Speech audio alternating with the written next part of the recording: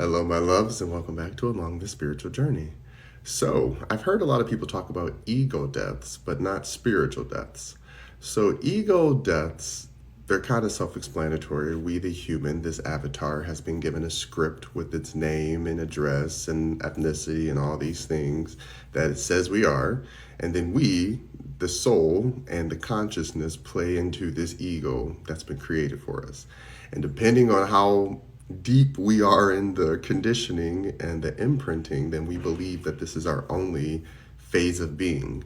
When clearly there's a consciousness and there's a living soul inside of us, or spirit, depending on what you believe, that is constantly co creating with the universe.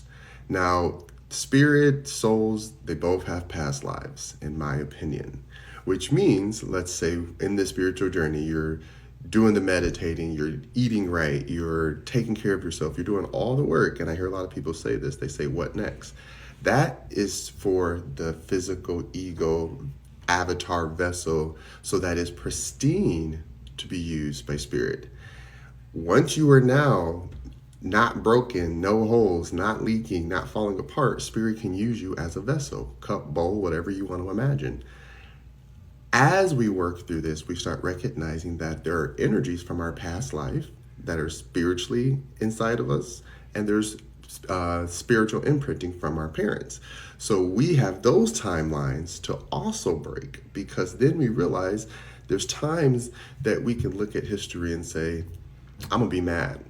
And trust me, there's a lot of things to be mad about. But you can also say, you know what? I'm gonna find a solution, because I know that anger is a great motivation for people, but instead of using it to distort and hurt, I'm going to use it to rebuild and correct. And this is where we then learn that the soul has its own journey of healing, where it's like, thank you. Oh my God, my last past life, I could not see that. I was trying to be Captain Save-A-Ho so bad that I was just falling apart and everything I had fell apart. Again, this is what happens to the ego when the soul doesn't follow its journey. And then it ignores all of the red lights and green lights and all of the signs or synchronicities that are aligned for us. Remember, synchronicities are not saying that you are doing the right thing or the wrong thing. It's simply saying you're on the correct path.